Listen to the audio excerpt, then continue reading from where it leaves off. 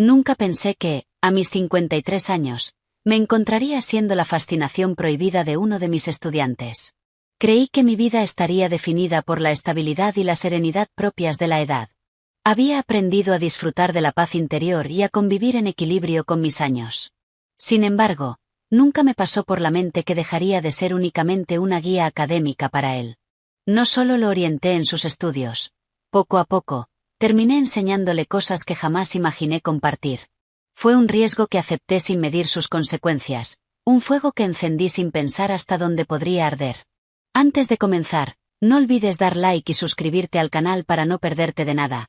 Además, activa la campanita de notificaciones para ser el primero en descubrir más noticias fascinantes. Empecemos. Me llamo Clara, soy profesora en un renombrado instituto de Medellín, y tengo 53 años. Siempre he sido una mujer reservada, de esas que la gente respeta, pero que también despiertan una discreta admiración. Sí, lo confieso, me preocupo por mi apariencia. Todavía elijo ropa que resalta mi figura, como vestidos ajustados, tacones altos y blusas de seda que delinean mis formas. No lo hago por vanidad, sino porque me gusta sentirme bien conmigo misma. Uso gafas que enmarcan mis ojos marrones, dándome ese aire serio y profesional.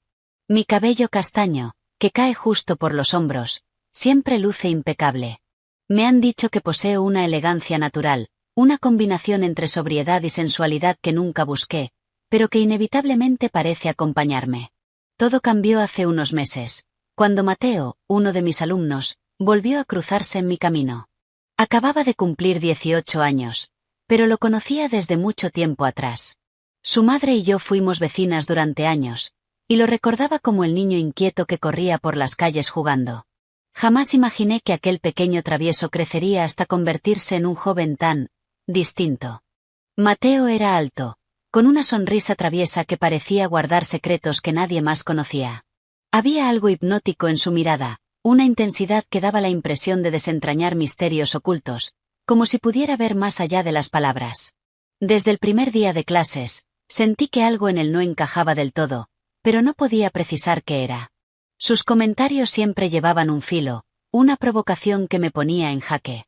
Una vez, en plena discusión sobre literatura, me interrumpió con una pregunta que nada tenía que ver con el tema. «Profe, ¿usted siempre ha vivido sola?», preguntó con una voz pausada, casi casual, pero con un tono que me heló la sangre. Lo miré, intentando mantener la compostura, mientras su mirada permanecía fija en mí, intensa, como si esperara desarmarme. «Mateo, volvamos al poema, por favor», dije con firmeza, aunque mi corazón martillaba contra mi pecho. ¿Cómo se atrevía a ser tan directo? Y más inquietante aún, ¿por qué me afectaba tanto? Desde ese instante, Mateo dejó de ser un alumno más. Comencé a pensar en él más de lo que estaba dispuesta a admitir. Al corregir exámenes, mientras preparaba la cena, incluso al intentar desconectarme con la lectura de un libro. Luego estaban sus miradas, esas que parecían leerme por completo, desnudándome de todas mis barreras. Una tarde, después de clase, se quedó mientras los demás salían. «Profe, ¿puedo hablar con usted un momento?», preguntó, acercándose lentamente a mi escritorio.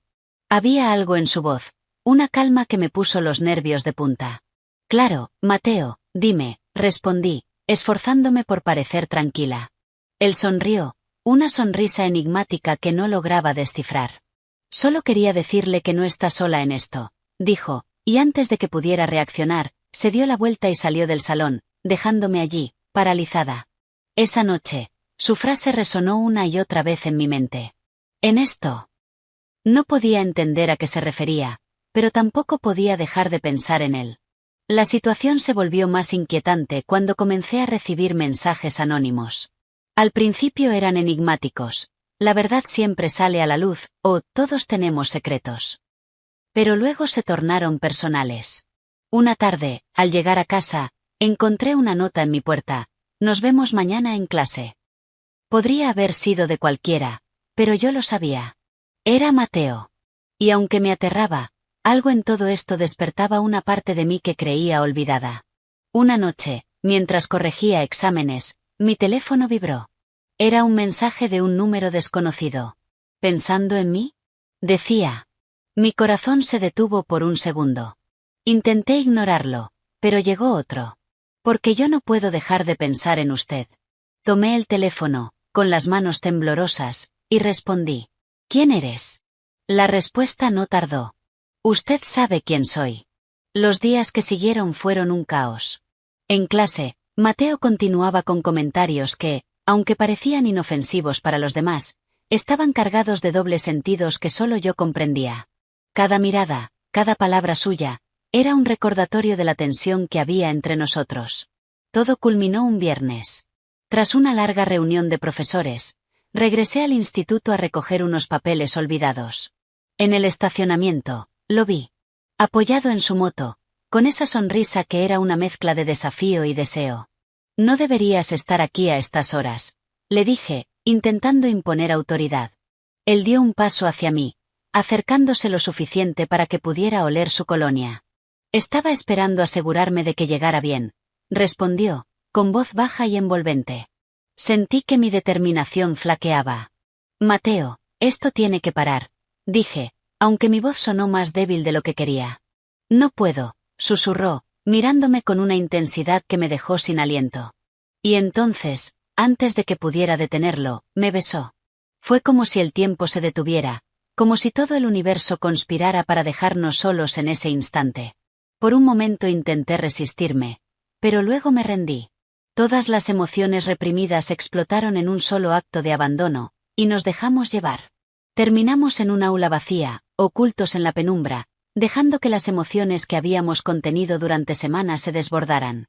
Durante 2 horas, me entregué a algo que nunca antes había sentido, algo que me hizo cuestionar todo lo que creía ser. Cuando todo terminó, permanecí sentada en el frío piso del aula, intentando encontrarle sentido a lo que acababa de suceder. Mateo se levantó con esa calma que siempre lo rodeaba y me ofreció la mano para ayudarme a ponerme de pie. Esto es una locura, murmuré, más para mí misma que para él. Pero en el fondo sabía que ya no había vuelta atrás. Si te está gustando el vídeo no olvides dar like y suscribirte al canal para no perderte de nada.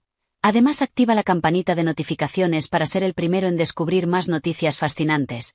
Comenta cuál ha sido tu parte favorita de esta historia y si te ha gustado. Continuemos. Mateo solo sonrió, inclinándose para dejar un beso ligero en mi mejilla.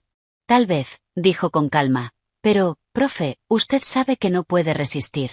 Con esas palabras y una sonrisa enigmática, desapareció por la puerta del aula, dejando tras de sí un torbellino de emociones que me atrapó en un bucle interminable de culpa, deseo y una inexplicable euforia. Los días que siguieron fueron un carrusel de sensaciones contradictorias. Mateo se comportaba con una normalidad desconcertante durante las clases, como si nada hubiera pasado entre nosotros. Pero en esos momentos en que nuestras miradas se cruzaban, sentía que mi piel ardía, como si su presencia desafiara mi autocontrol. Sin embargo, algo más comenzó a inquietarme: las alumnas. Mateo siempre había sido el centro de atención entre ellas. Lo veía constantemente rodeado de chicas jóvenes, hermosas, con risas frescas y cuerpos llenos de vitalidad. Una en particular, Valentina, lograba desquiciarme. Valentina era todo lo que yo no era. Alta, con una melena rubia perfecta que caía sobre sus hombros como en una fotografía publicitaria, y una risa que parecía iluminar el salón. Ella gravitaba alrededor de Mateo, inclinándose demasiado cerca, tocándolo con una familiaridad que me revolvía el estómago. Un día, los vi juntos en la cafetería. Ella estaba sentada junto a él, inclinada hacia su rostro mientras él le susurraba algo que provocaba su risa. Mi pecho se contrajo con una mezcla de rabia y celos que me sorprendió por su intensidad. Esa noche, cuando recibí un mensaje de Mateo preguntándome si podía quedarse después de clase para hablar, sentí un escalofrío de anticipación. Claro, respondí, con un dedo tembloroso sobre la pantalla. Sabía que estaba jugando con fuego, pero no me importaba. Necesitaba verlo, necesitaba sentirlo cerca de nuevo. Al día siguiente, cuando el aula quedó vacía, esperé en mi escritorio mientras él cerraba la puerta tras de sí. Caminó hacia mí con esa seguridad que parecía desafiar todas las reglas, y sin mediar palabra, se inclinó y me besó.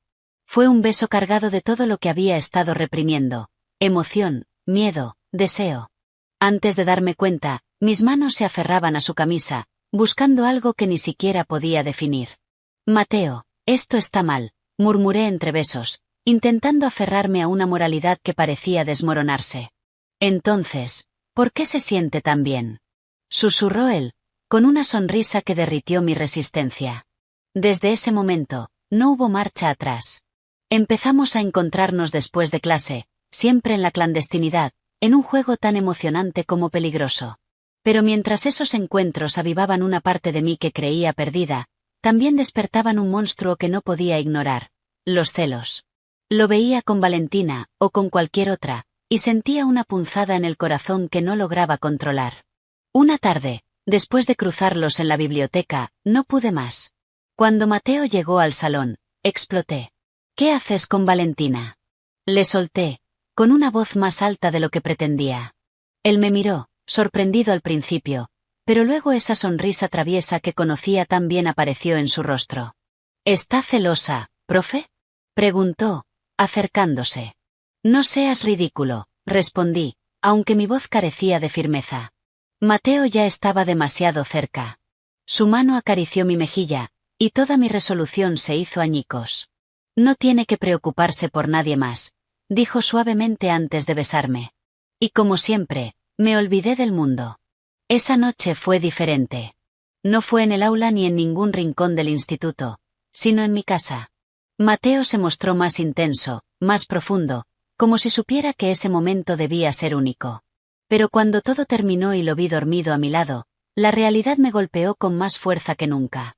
Al día siguiente, desperté y descubrí que Mateo ya no estaba. En la mesita de noche dejó una nota: volveré esta noche, no te preocupes. Pero no volvió. Durante todo el día, una inquietud inexplicable se apoderó de mí. En el instituto, Valentina también estaba ausente, lo que no hizo más que alimentar mi ansiedad. Intenté concentrarme, pero era imposible. En el almuerzo, recibí un mensaje de un número desconocido. Era una dirección escrita en letras negras. La sensación de que algo estaba a punto de cambiar de manera irrevocable me invadió. Mi corazón comenzó a latir con fuerza mientras intentaba decidir qué hacer. El mensaje, ven sola, seguía parpadeando en la pantalla de mi teléfono, como una advertencia silenciosa. No sabía qué esperar, pero algo dentro de mí me empujaba a ir. El edificio abandonado estaba tan oscuro y frío como mi estado de ánimo. Cada paso resonaba en los pasillos vacíos, como si el eco se burlara de mí. Cuando llegué al segundo piso, abrí la puerta de una habitación y ahí estaban ellos, Mateo y Valentina, demasiado juntos. Mi corazón se detuvo al verlos, y el mundo pareció ralentizarse mientras procesaba la escena. Mateo rompió el silencio con una sonrisa torcida. Profe, ¿de verdad pensó que esto era real? Su tono era cruel, lleno de desdén. La incredulidad me golpeó como una bofetada. ¿Qué estás diciendo?, pregunté, mi voz apenas un susurro. Mateo se cruzó de brazos y me miró con una expresión que no reconocía, una mezcla de superioridad y desprecio. Valentina y yo teníamos una apuesta, continuó. Queríamos ver qué tan lejos llegaría usted. Y debo decir, nos sorprendió.